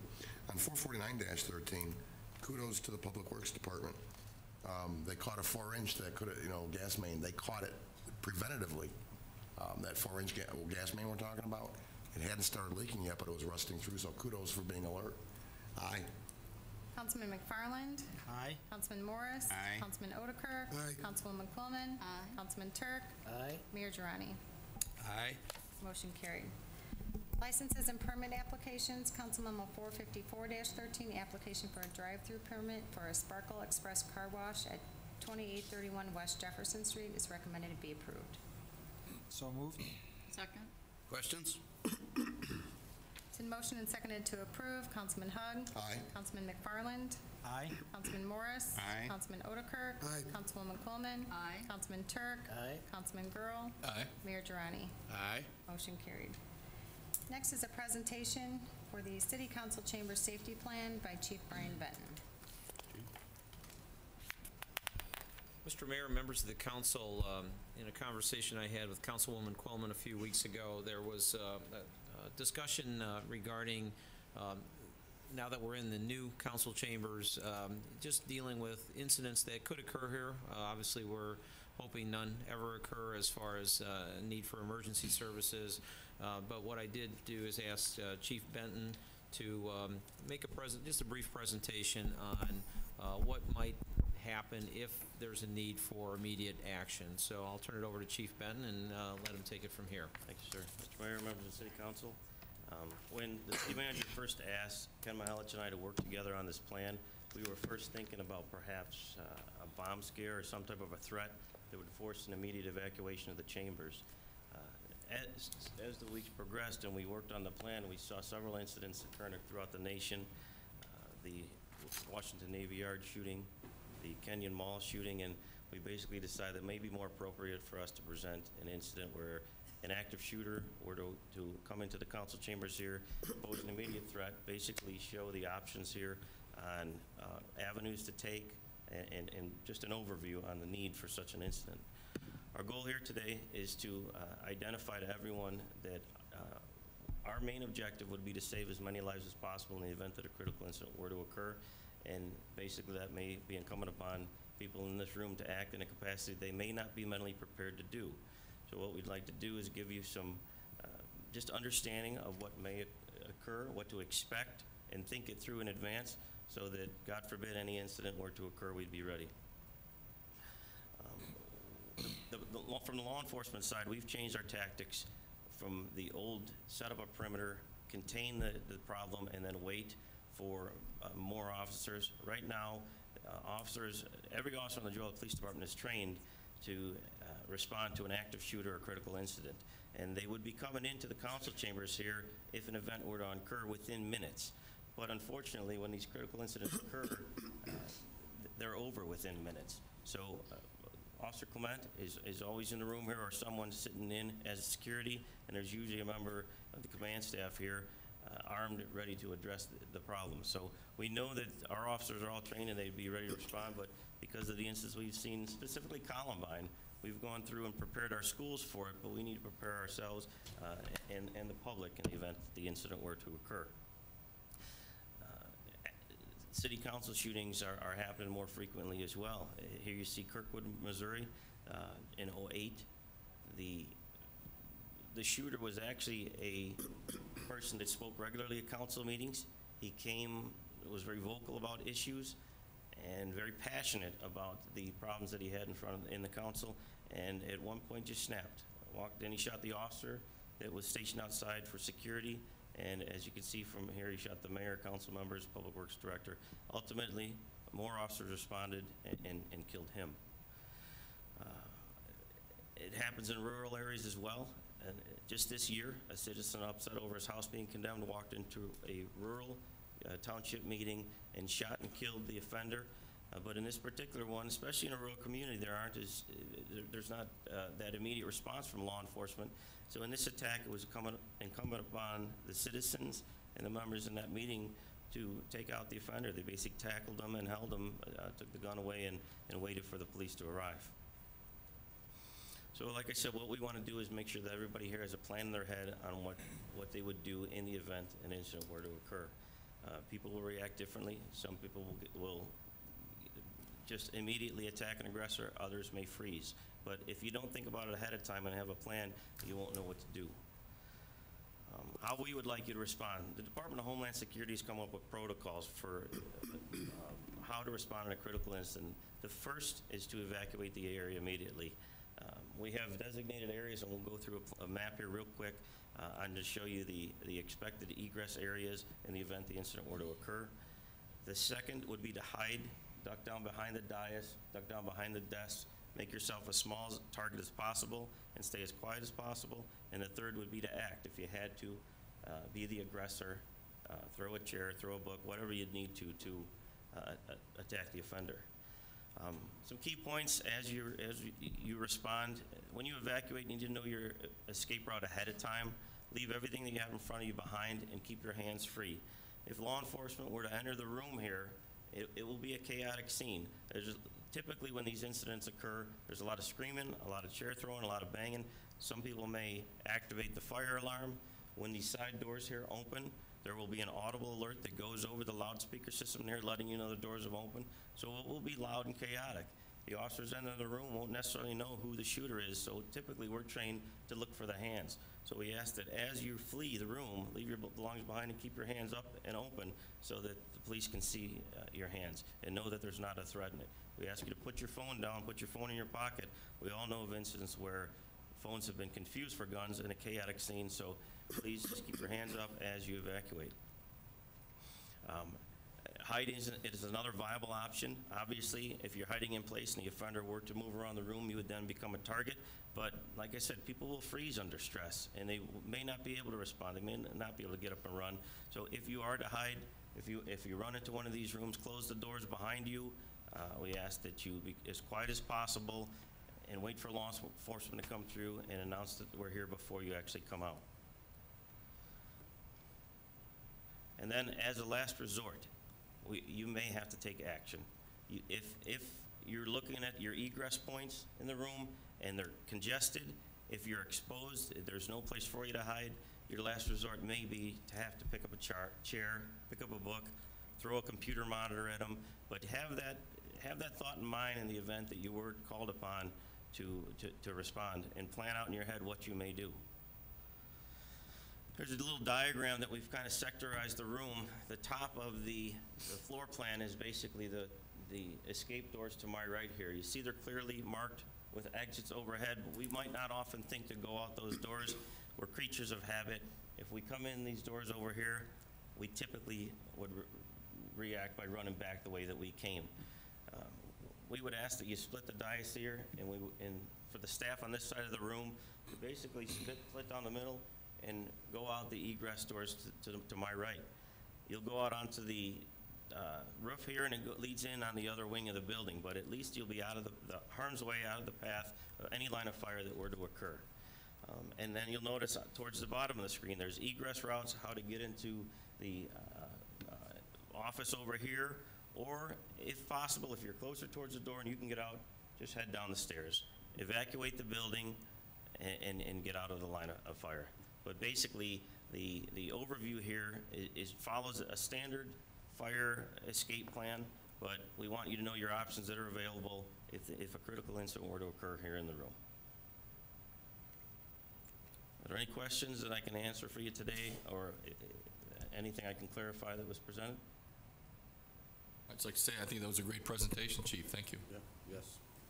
Thanks, Chief. Now, if we don't panic and do what we're supposed to do. Okay. Next under Mayor is Mayor Girani appointments. Dr. John Markley to the Joliet Public Library Board. So moved. Second. Krista? It's been motioned and seconded that Dr. John Markley be appointed to the Joliet Library Board. Councilman McFarland? Aye. Councilman Morris? Aye. Councilman Otterkirk? Aye. Councilwoman Quillman? Aye. Councilman Turk? Aye. Councilman Girl? Aye. Councilman Hug? Aye. Mayor Girani. Aye. Motion carried. Next, new business, not for final action or recommendation. Any? No. Citizens to be heard, we have no one signed up, but I do believe we have a resident here that would like to speak. Sure.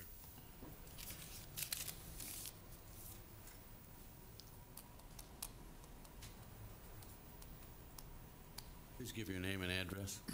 My name is Mary Jones. I'm at 434 4th Avenue. Thank you, Mayor, and all the councils on the board. Us as neighbors have been concerned about the building at 501 4th Avenue. There's had been a lot of talking in the neighborhood about that there was going to be a store there. They have completed some of the remodeling in the bottom of the building for the store. The kids from school saying it's going to be a store, and I know that it's not an ordinate pass for a store to be there. So we came down to find out what you all know about that spot. Tom, Jim? Jim Haller, do Haller? you have anything? If not... I'm not aware that my staff knows anything about it. If it's this one that I think it is, was a store at one time, and then they lost their license or the ability to do that, and I think it's because it's zoned residential. Right.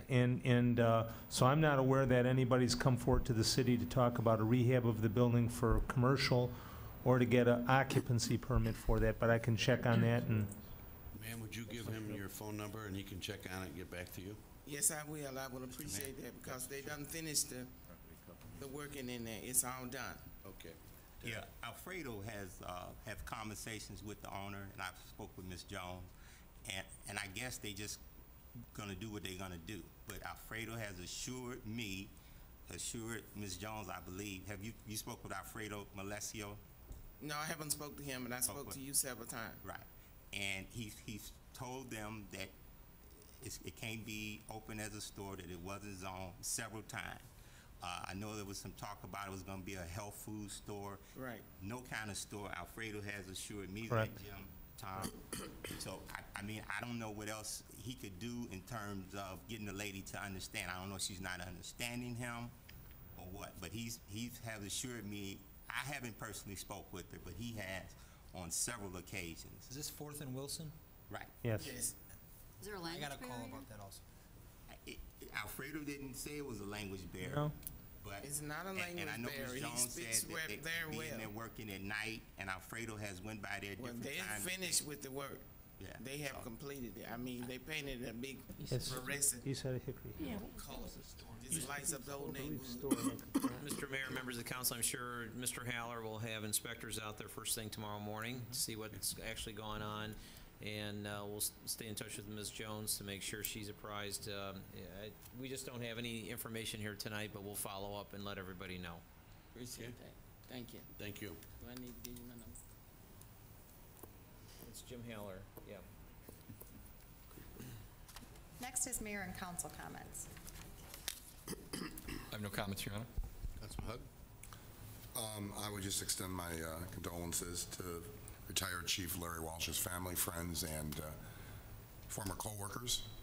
He passed away late last week and was buried or cremated yesterday.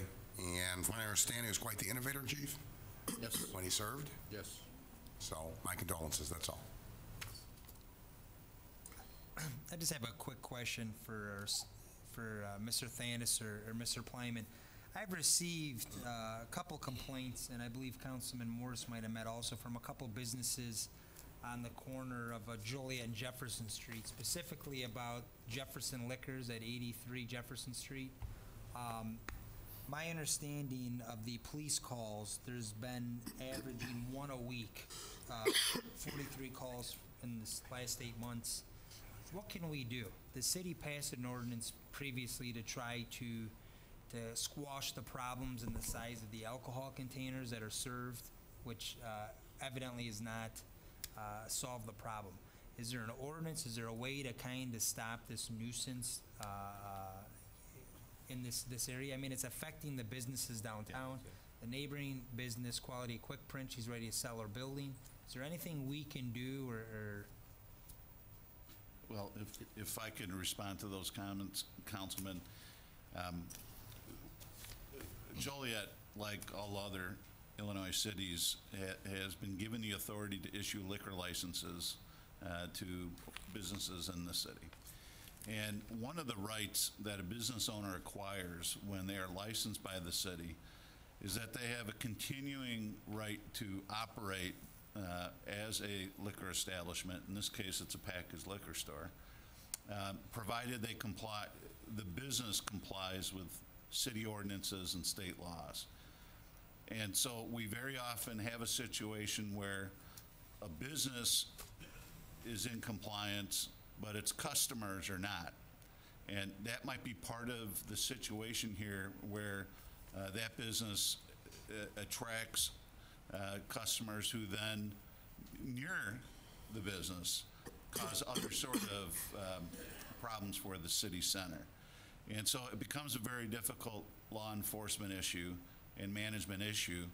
And the difficulty arises in part because of state law and how it somewhat protects licensees. Once a city has gone to the effort of licensing that business, you need an appropriate standard of cost to take that license away. And so what the statutes and the cases will tell you is, if you find some liquor-related misconduct on the part of the licensee, sale to a minor, inappropriate management of the business itself, sale of drugs, dilapidation, things like that, then certainly a liquor commissioner has the authority to issue a citation, conduct a hearing, and after that hearing, enter an appropriate penalty, which sometimes can be a revocation of that license. The principles of progressive discipline would apply in that case, so you would have to fit the punishment to the crime and the history of that licensee. But when you're dealing with misconduct that might not be legally attributable to the business, it gets hard. And unless those problems are anticipated in advance of a licensing decision, it's really hard to deal with that, other than to do things like the city has done with single unit sales, for example, and minimum container size types of ordinances. There's more that I'm sure smart people can think about and come up with in terms of additional regulations on properties that have this sort of effect, but it's not an easy thing to do. And the tricky part is to look at the police calls that you mentioned and examine each of them to determine if there's any legal fault that can be attributed to the owner. And I do know that, and I worked with Mayor Schultz, as you did, for years, and looking at police reports and seeing if a liquor store owner is somewhat responsible. And sometimes they are, and you can initiate, but not everyone. So it just takes diligence, and it takes, I think, more experience and thinking about how to deal with those types of businesses. It's just a hard thing to handle sometimes. If I'm sorry, go ahead. You know, and I think the police department, the mayor's office has been on top of it. It's just, it's really been a cancer of that area for many years. And it's progressively getting worse. Our police are stepping it up, the loitering, the domestics. But it's actually now affecting businesses. It's affecting the restaurants. Folks can't sit outside and enjoy the weather and eat. It's affecting folks that are going to the bank, that are walking to the casino. I mean, I'm hearing this from our businesses. And we've got to come up with some type of compromise. If we really want to revitalize downtown Joliet, as we say we are going to do, this is an issue that has to be addressed. And I don't know what we can do. Maybe it's nothing. Maybe it's something our predecessors left us to deal with for years to be. But we need to take some action. We're investing millions and millions of dollars downtown. And this is an ongoing issue that continually comes up. And I don't know what we can do. Maybe it's beyond me, but I think we need to have some strong dialogue if we need to change some of our ordinances or what we could possibly do. We have met with all the liquor store owners in the TIF district, that gentleman included. We have asked them not to serve certain people, Sergeant Gruzius, and I forget the lady's name, who's a police officer, had pictures of the people that are creating the problem. We asked them not to serve these people. We can't make them not serve them, but we did tell them, if we catch you serving these people and they are intoxicated, then we're going to arrest you. And they all said that they were going to agree. We also met with Jim Glasgow, state's attorney. He's in the process of writing an ordinance. The problem we have right now is you arrest them, they go to court, they don't have any money. Yeah. Jim Glasgow is writing an ordinance for us to pass that if they get caught and if they go back, it's a more punishable crime. Maybe Joe Clement can help me, what Glasgow's writing about an ordinance that's more punishable by the judges and enforceable. So we are working on it. It's better. We outlawed the small servings. We outlawed the single cans. It's working. Is it perfect? No. I know I talked to you a little bit about this, and we had a meeting with Sergeant Gruzius, and him and Deputy Liquor Commissioner Jim Murphy went over and talked to the lady. I'm not sure what the results was. Joe, did you go to that meeting with the lady from the I did not make that meeting. Okay. Sergeant Gruzius went over there. Okay. And spoke to her. I Mr. can Mayor? have him call you and let you know what the results was, or maybe come in here, but we are on top of it. The problem is, like I said, you arrest them, they go to court, they don't have any money, the next day, they're back. So, State's Attorney Glasgow is writing an ordinance that gives us a little more teeth so we can arrest these people. Mr. Mayor, if I may? Yeah, sure. I'm sorry. There has been increased efforts down in the downtown area. The Sergeant Gruzius and his special services team has been working specifically because of this problem to address the transient population. They've worked with the business owner to try to get bandless. The people that we're seeing that are a recurring problem are getting smarter, like you said. They're partnering together, and while they may be on the ban list, they're pooling their money. They can't buy single bottle liquors anymore, but they're pooling their money, and they're having someone that's not on the ban list come in and then share the alcohol among them. We've noticed that they were hanging around at the courthouse. Within the past 3 months, we've got a trespass agreement signed with the courthouse, and the state's attorney has been working with us to try to increase the penalties if they are convicted for one of these offenses in the downtown area, to perhaps get it as a part of the sentence that they not be allowed into a geographical area again, and I know that that's in the process. Just along those same lines, we had a similar problem on Glenwood Avenue near Republic, where we had street people. We met with the liquor store owner out there. Same thing, we give him pictures of the people that were causing the problem. The Will County Forest Reserve was with us, and they cleared all the weeds along the bike trail that goes between Glenwood and Jefferson and Glenwood to the north to try to keep those people out. And it seems to be working. And the officer, Rudiger, what's his name, Joe? Riley. He was out there one Saturday on his day off riding around looking, and it seems to be helping. But you know what you do, and unless you really penalize them, you're just pushing them someplace else. So we got to find a way to penalize them and keep them out of the area, and we are working on that. Sure. Anybody else? Terry? No, sir.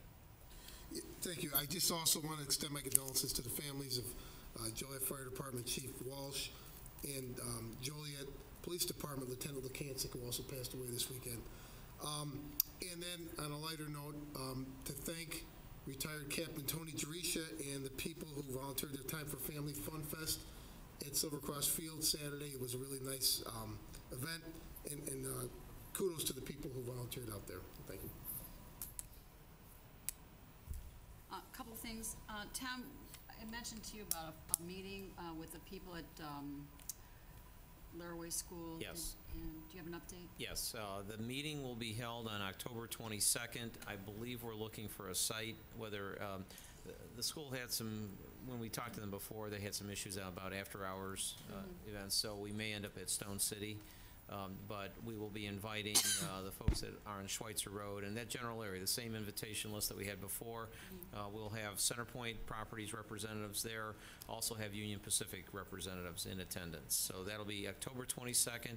I believe it'll be 6:30 at a site to be determined, and then we'll publicize it.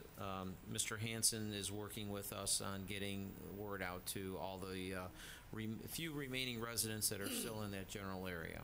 Okay, thank you. And a couple things, it's like October, it's Breast Cancer Awareness Month, so ladies, men, you can close your ears, but please go get your mammogram, and if you love your wife, take her to get her mammogram. It's very important. And the other thing is tomorrow night is Take Back the Night. It's at the First Assembly of God on Essington at 5:30. and it's a rally to help prevent violence against women. And the keynote speaker is going to be the pastor of Stacy Peterson, who testified in the Drew Peterson case. So if you can make it, get out there and support everybody. It's 5:30 for Assembly of God. Thank you. That's tomorrow, Thursday. Thursday night, I'm sorry. Thank you, October 3rd. Thinking it is Wednesday. Nothing, I don't have anything either. I think it's pretty much been covered. So A motion to adjourn? So moved. Second. Motion and seconded to adjourn. All in favor? Aye. Opposed? Meeting adjourned.